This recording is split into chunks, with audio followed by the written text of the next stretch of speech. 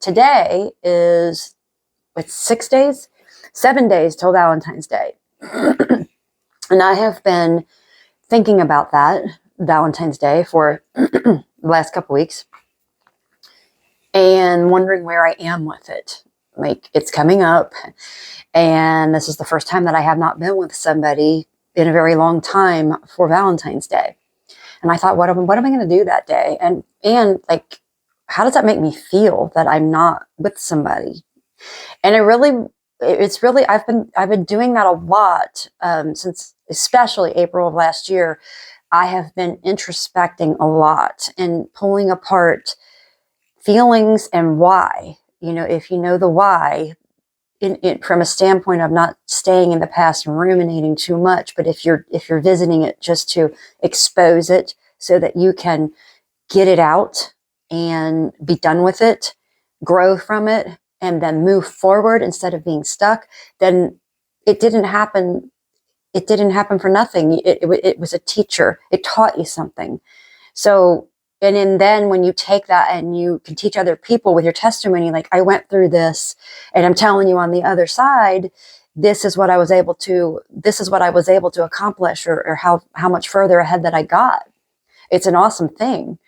And so I started thinking, like, it's Valentine's Day, we might be thinking, like, what can I get for somebody or whatever, but what better thing can we give to anybody around us? And I'm not saying this gets anybody out of getting your girlfriends or boyfriends anything, God forbid. No, I'm not saying that, but put a little oomph into it. How about this year? And really embrace yourself emotionally and sit in some of your stuff. And it's not going to happen by Valentine's Day now, probably. I mean, maybe it could, I don't know. It didn't happen that way for me. It's still, it's an everyday thing, but really visit the fact that, our heart's an organ. And organs, I mean, we have all the organs in our body that have, they call them chakras. A lot of people, don't really want to think about that, but they're energy centers, and it's all scientific. They're proving it and proving it and prove it that the Bible's only proven by science, and science continually catches up to the word because that was first. So, and science, really, when it first started, it was from philosophy and astronomy and stuff like that. Like, they didn't have the electronical devices that we have today and stuff to prove it. And how cool is that they were so in tune with themselves and with our creator that they came up with these things that they shouldn't have even been able to come up with. You would think, like, how did they get that information? Well, it's because of our senses and stuff that he's built into us to actually be able to connect. And it was less chaotic, well, in some ways, but even so,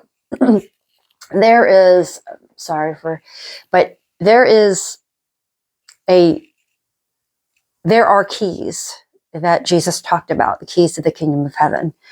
And it was in, I believe it was it Matthew 13? Matthew 23:13. He's talking to the group of the Pharisees, the religious sects of that day. And there were other ones standing around too, I'm sure. And he had mentioned that, you yourselves won't take the keys that he's offering. So there's all kinds of stuff we don't see that was written in the Bible. But he's saying, like, you yourselves will not enter. But you also, the other thing that you do is you prevent other people from entering. And that was because of the yokes that they would put on people. A yoke is like, you would put on the oxen of the day. It binds them together, and it's like heavy, and it's like, and then you have the reins and stuff on them. So it's steering them. And, I'm sure it didn't feel good to them. And so, true love, and God knows this, like, real true love comes from a place of wanting to serve. When you really love somebody, think about it. Like, when you were first with somebody that you really cared about, you really loved them, didn't you just want to do anything for them? Like, they could ask you for the moon and you would try to get it for them.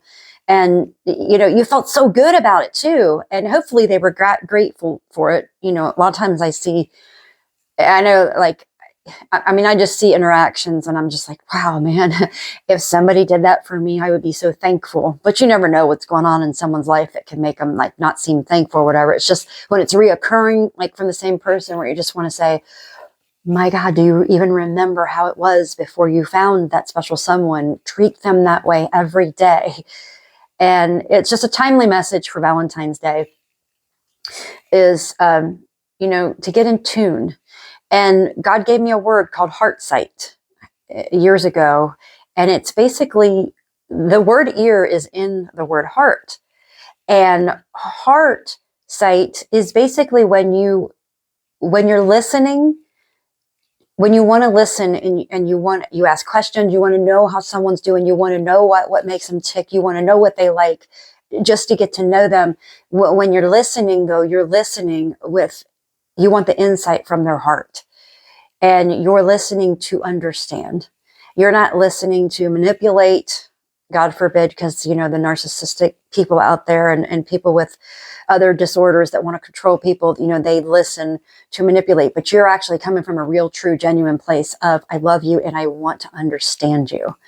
When there's a difference, you come together to try to understand. Because if you can understand, then you can work on it. You can, if you really come from a place of understanding, it's funny how it softens your heart. Where, in our own minds, we got all this stuff, and it depends. I finally have learned that a lot of the reasons why men had gotten so angry with me before have gotten so angry with me when I would say something was because they were projecting onto me that no matter what I said in that moment, were my true feelings or who I really was, it wasn't going to be heard by them because they were too busy projecting their shortcomings onto me. And most of the time it was insecurity. And I have done that too, from a standpoint of, this is a big one, like deciding already. It's the same thing. Like basically they're telling you something and you're, because of insecurities, unhealed wounds that you're not working with, that you haven't done anything with, it causes you to think a different way anyway. And that's why it's so important for us to get ourselves in a tune and alignment with the perfect love of God. And, organs, they need to be tuned up. And so, I love symbolism. I have this key here. It's a USB key. It's so cool. My friend gave it to me. And because I love keys. But, Jesus is trying to say, I have the key right here. He said keys, but I have the key right here. I'm trying to tell you what it is, but you're not even listening to me. You won't even have anything to do with it. And if you were like Abraham and your fathers, you would listen to me, because they did. They stepped out in faith. They didn't see it yet. They didn't see what I promised them yet. It wasn't in their sights, but they love me and they wanted to do for me. And they knew that I was just and that I was God. And it's a reverent fear of God, which is not, oh my God, I'm so scared of you. No, I'm in awe of you. There's no one higher than you. And it's really getting into that place of hallelujah and praise that opens up so many more doors for us. And thank you for what you've done. That is what that fear is that they talk about. And so these guys, and I have to feel for them too, because they were raised in nothing but tradition and works and things that they were just told to do, instructions. So a place of like a totally different type of service. Lip service is a lot of what that brings. I mean, I started thinking about it in all of my relationships, because obviously none of them have totally worked out. At one point towards the end, you can just tell, I could feel it. Even though their lips were saying different things, I could feel that they were starting, whatever they were doing for me, it wasn't out of love anymore. It was out of obligation. And it felt icky. It felt icky. And, I probably said some smart mouth things because of it, because it hurt. But you can't just sit and stay in that. We can't stay in a relationship like that. That's where I went wrong. stayed too long. I didn't love myself enough to keep my boundaries up, to protect myself. And I didn't spend enough time pressing into God to keep my heart in that right alignment, knowing what is right, how I should be treated, how what I deserve as being his daughter. And it's just, it's imperative. It's so imperative that we pull ourselves apart, our emotions, and figure out what is making me, whatever is less than, whatever is not our best yet. It's what, pick it apart. Let's figure out what it is. I mean, it's like a crappy diaper. It might be comfortable, and after a while you can't even smell it because it's yourself. You know how we really cannot smell ourselves sometimes, but other people can smell it. It affects everything around us. I mean, everything. When our hearts are not in tune with the frequency of God, that loving frequency, and our actions are coming from any other place, it's definitely not going to be, it's going to be a little chaotic. It's going to be, and it actually has repercussions on our brain, our thoughts, the way that we're thinking. It will determine the condition of our hearts. And that's what God's most, I feel like that's what God is most concerned with. Now it's what I'm concerned with too. I want to know that condition. It's a constant alert, but not like exhausting, but just aware of your thoughts. Stay in tune. And he said, like, I'm trying to give this to you right here. I've been teaching, I've been preaching, I've been telling you, like, here is at least one key. Here is one key for what I'm trying to tell you here that could get you into this door, that would give you the abundant life that my Father wants to give to you. Our Father wants to give you. But you are just looking at it and saying, nah, I know a better way. And part of that was, it's what they always knew. But part of it was, let's face it, and this major change that he's bringing, it means that you don't need them anymore. And if you don't need them, they're kind of out of a job. So if they're looking from a financial standpoint, then they're going to start, some of them probably started doing this even more. Like, we got to watch it. David said in the Bible, like, we got to watch this guy, man. People are going to start going to him. And if their heart was in the right place, then they would be more focused on the fact that more people for God, But again, they came from that. And I kind of feel bad for them because that's what they were steeped in from birth. They were in this order, and that's what they were always told to do for God. And then this guy comes along and he's saying, these radical things that they've never heard before. He was the biggest mystic around, by the way. So if you're into New Age stuff, he's your dude. From his times, the stuff that he was teaching, the miracles, and one key thing he said, that the greater things I do, but even greater things you'll do, because I go to the Father. And I believe that meant because he's coming to us in the Spirit. And that's how it worked for me anyway. I've been reading the Bible since 2004. And that all started from a very, I thought I was losing my job. And so, like, that was a gift in thinking that I was losing my job. It caused me, just like most dark nights like that, it causes you to, it's like a force is enacted on you. That it may be that one big thing that's actually going to change you. We hear about it all the time. Something major happened in somebody's life that was not a good thing. It was horrible. But then it was the very thing that catapulted them into this awesome future that God always had for them. He said that before I formed you in the womb, I knew you. If you think about that, it means that he knew our spirit. And we communed with him. I'm sure of it. And then he formed us. Then he put us in the womb we were supposed to be in, the house that we were supposed to be born into naturally. And maybe we even agreed. I don't know, because I feel like he doesn't do anything against our will. But then again, I'm thinking, like, well, maybe when we were up there, we were so connected in spirit with him and love and everything. We knew he had the better way. And so we just said, yeah, just do whatever you need to do for this experience, for us to have this human experience. But it all boils down to that we're supposed to use it all in service to one another. And when we do that, there's absolutely no higher feeling in life. And so I just wanted to kind of share that, because this is just a perfect time. This is Valentine's Day. This is the time of love. Instead of being depressed or being worried or anxious that you don't know what to get for somebody, which, by the way, Come on. If you've been with them for any amount of time and you have to ask them what you need to get for them, first of all, please don't do that. Don't ask them what they want unless they've already made it clear they're that kind of person that maybe they roll that way and you know that. Man, at least know them enough to, I mean, it's just Valentine's Day. I mean, and it's not even about gifts or anything like that. Some people just call it a Hallmark holiday and they just run on with their life. Like, well, maybe we should just be loving every day. Well, are you? That's the question. If you're going to throw that out there, are you? Because most of us really aren't acting in love every day. We're tired. We've got so much going on.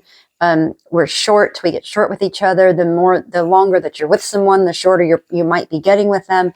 But man, you see it sometimes with couples. You see some of these couples out there and it's just, and especially the old ones, God love them, even if they've only been, but there's just something about an old couple that's holding hands, walking down the street. Like that's going to be me someday.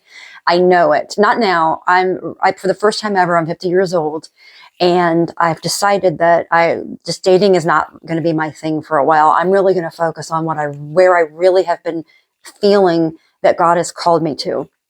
He's opening up so many doors for me and just learning the manifestation thing, the abundance that comes from that, the feelings. And some people say that's just a crutch. You came through a hard time and you just want to have a crutch of God. Well, you know what? Good, fine then. He's the best crutch that I can possibly have. He made us. He created the universe and he created the universe through Christ.